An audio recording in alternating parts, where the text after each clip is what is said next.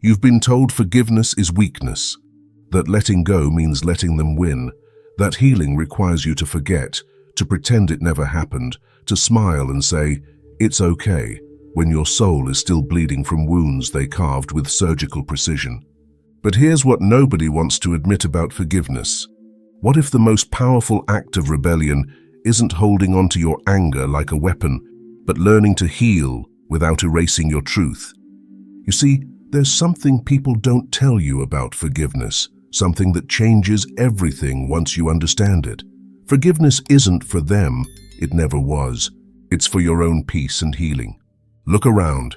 The people we respect most, the ones with real depth, real wisdom, real strength, they didn't get that way by forgetting their hardest experiences. They got that way by learning to carry those experiences differently. They remember everything, but they remember it as information, not as identity, as education, not as evidence against themselves, as protection, not as prison. The question isn't whether we should forget. The question is, how do we remember in a way that serves our future instead of imprisoning us in our past? So how do we actually heal without forgetting? How do we transform painful memories from wounds into wisdom? Here's the process that changes everything. Here's what happens when someone tries to forget. That tightness in the chest when hearing a specific name. The way someone unconsciously changes their route to avoid places that remind them. The hypervigilance that kicks in when someone shows similar red flags. The way the stomach drops when seeing someone who looks like them from behind. The body hasn't forgotten. It's protecting with information that's being actively erased. When someone attempts to forget, they're not healing, they're fragmenting. They're creating a split between the version of themselves that experienced the pain and the version that pretends it never happened. And this split, this disconnection from one's own experience, it's what keeps people stuck. Because suppressed memories don't disappear. They go underground, where they operate outside conscious control. They influence choices, boundaries, the ability to trust, capacity for intimacy, all while remaining unaware of their power. Think about it. Have we ever found ourselves in a similar situation to one that hurt us before, but couldn't quite put a finger on why it felt familiar? Ever had an inexplicable reaction to someone or something that seemed completely out of proportion? Ever made a decision that in retrospect seemed designed to protect from a threat we couldn't consciously identify? That's buried experiences trying to protect us. That's the unconscious mind working with incomplete information because we've decided that some parts of our story are too painful to remember clearly.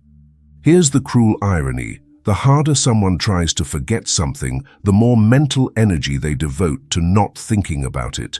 They become a prisoner of their own avoidance. They start organizing their entire life around what they're trying not to remember. They choose jobs, friends, partners, and even cities based on their ability to help avoid confronting their own experience. This isn't freedom. This is running from ourselves. And we can't outrun our own mind forever. The people who seem to get over things quickly, they're not forgetting, they're processing. They're feeling the full weight of what happened, extracting the lessons, and integrating the experience into their understanding of themselves and the world. They're not skipping steps, they're moving through them efficiently because they're not fighting the process. Forgetting is a form of spiritual bypassing. It's the emotional equivalent of putting a bandage over an infected wound and pretending it's healed. But healing without awareness isn't healing at all. It's just delayed reckoning. It's kicking the can down the road until life forces us to deal with what we've been avoiding, and life will force us to deal with it. The patterns we don't heal, we repeat. The lessons we don't learn, we're doomed to retake. The pain we don't process becomes the pain we pass on, to ourselves, to our relationships, to anyone who gets close enough to trigger our unhealed wounds. True healing requires remembering, not to torture ourselves, but to honor our experience, to acknowledge that what happened mattered, that it changed us, that it taught us something essential about life that we didn't know before, to recognize that our pain is not just random suffering, it's information disguised as experience. The goal isn't to forget, the goal is to transform our relationship with the memory, to shift from being haunted by our past to being informed by it, to move from being a victim of our experiences to being a student of them. So how do we actually heal without forgetting? How do we transform painful memories from wounds into wisdom? Here's the process that changes everything. Step 1. Stop fighting the memory. The first step is counterintuitive. Stop trying to push the memory away. Every time we resist a painful memory, we give it more power over us. What we resist persists. Instead, we learn to acknowledge it. Yes, this happened. Yes, it hurt. Yes, it changed me. This isn't about wallowing or staying stuck. This is about ending the exhausting internal war between the part of us that experienced something and the part that wants to pretend it didn't happen. Step 2. Separate the facts from the feelings. Here's where most people get confused. They think remembering means reliving the emotional intensity every time, but we can separate what happened, the facts, from how we felt about it, the feelings. The facts, they said this, they did that, this occurred on this date. The feelings, I felt betrayed, I felt abandoned, I felt confused. We keep the facts as information. We process the feelings as temporary experiences that taught us something important about ourselves, about others, about life. Step 3. Ask the right questions. Instead of asking, why did this happen to me, or how could they do this? Questions that keep us stuck in victim mode. We shift our focus entirely. We stop asking questions that have no answers and start looking for what the experience revealed, what boundaries were crossed, what patterns emerged, what intuition was ignored. This isn't about self-blame. This is about self-awareness. This is about transforming confusion into clarity. Step 4. Create new meaning. This is where the real healing happens. We don't change what happened, but we change what it means to us. The betrayal that once meant, I'm not worthy of love, becomes, I learned to recognize manipulation. The abandonment that once meant people always leave becomes, I learned the difference between people who stay and people who go.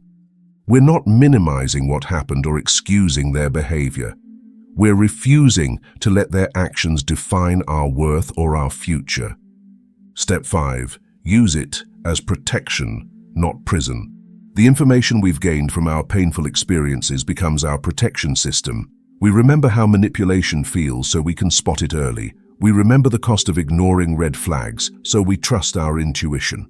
We remember what it feels like to lose ourselves in a relationship so we maintain our identity. Our memories become our early warning system, not our emotional prison. Healing without forgetting isn't a one-time event. It's a practice. When the memory surfaces, and it will, we don't panic or push it away. We acknowledge it, extract any new understanding it might offer, and then redirect our energy toward our present and future. We remember what happened, but we don't live there anymore. We carry the wisdom without carrying the weight. This is how we heal without forgetting. We transform our relationship with our memories from something that haunts us to something that informs us, from something that weakens us to something that strengthens us, from evidence against us to evidence for us. It's not about forgetting the pain. It's about changing what the pain means to us. Real healing doesn't happen in spite of our memories.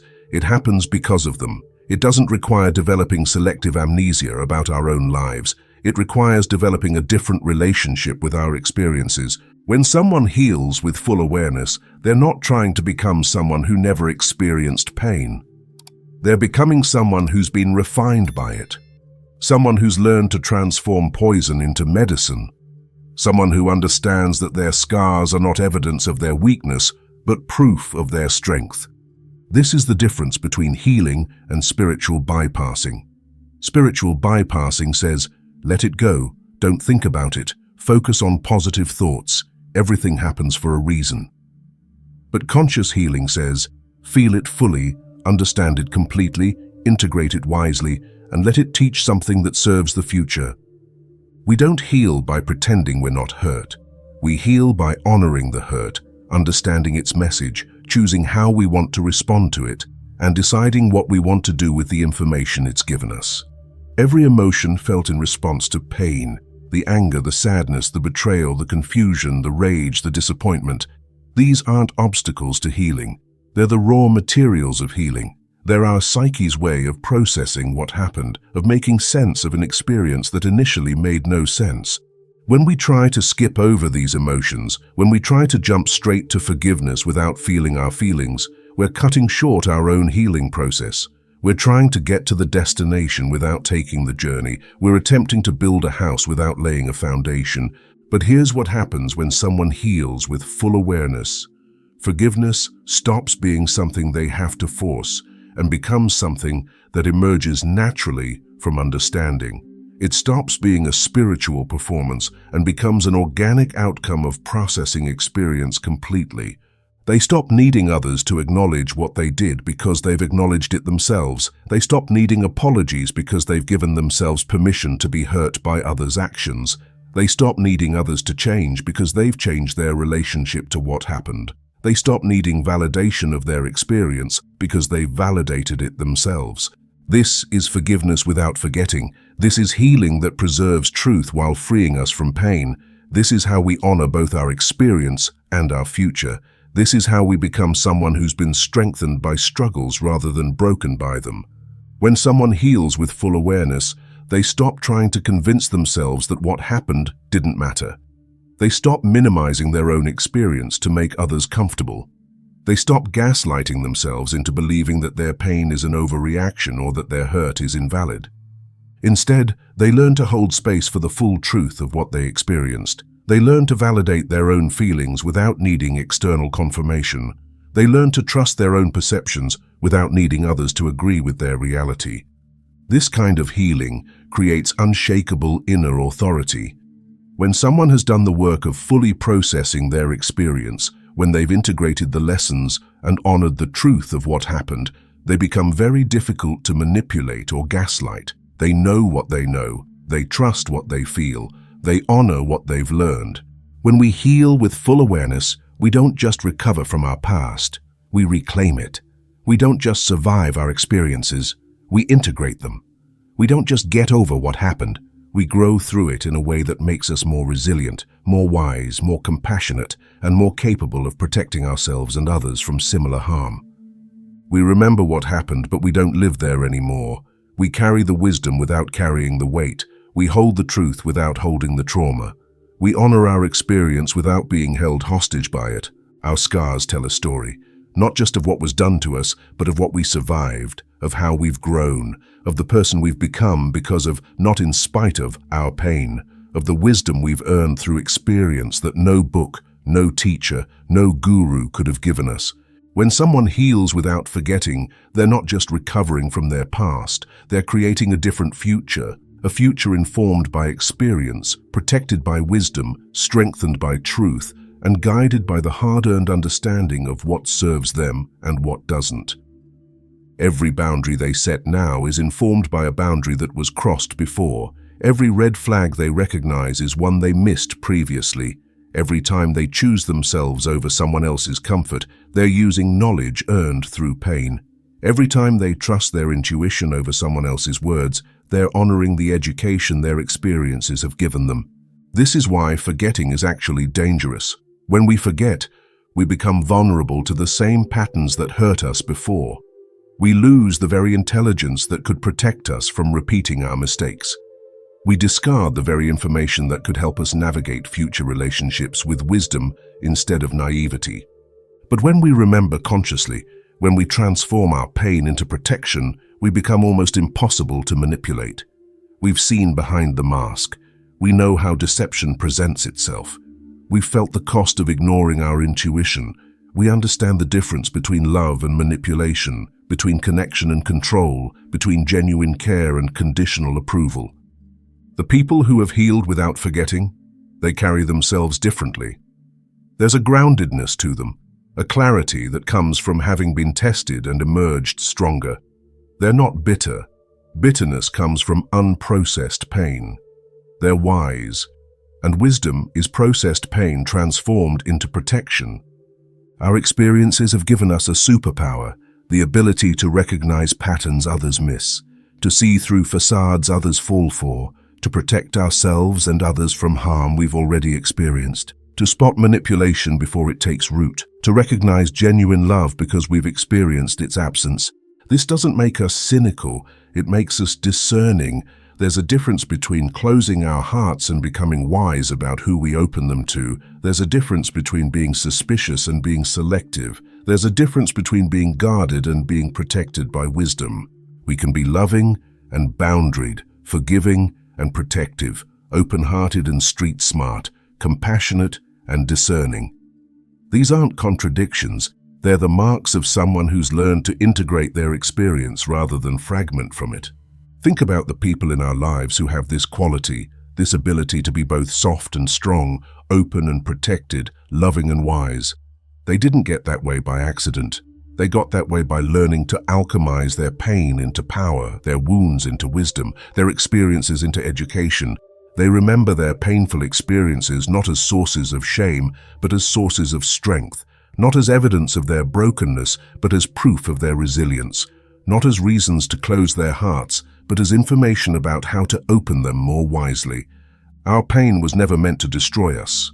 It was meant to refine us, to burn away the parts of us that weren't serving us and reveal the parts that were unshakable, to show us what we're truly made of, to teach us lessons that only experience can teach, to prepare us for a life lived with wisdom instead of naivety. When we heal without forgetting, we become people who've been strengthened by storms rather than broken by them. We become someone who's been educated by experience rather than embittered by it. We become living testaments to the fact that what doesn't kill us can, indeed, make us stronger if we let it teach us instead of trying to forget it ever happened. This is who we become when we heal without forgetting. People who've been through fire and chose to use it as a forge rather than a funeral pyre. People who've been broken and chose to rebuild themselves with gold in the cracks. People who've been hurt and chose to let that hurt teach them something valuable about life, love, and their own resilience. We remember everything, but we remember it differently. The betrayal that once felt like evidence of our unworthiness now feels like information about their character. The abandonment that once confirmed our deepest fears about love now teaches us about the difference between people who stay and people who leave. The manipulation that once made us question our own reality now helps us recognize gaslighting before it takes root. Our memories shift from being evidence against us to being evidence for us, evidence of our resilience, evidence of our capacity to survive what felt unsurvivable, evidence of our ability to transform poison into medicine.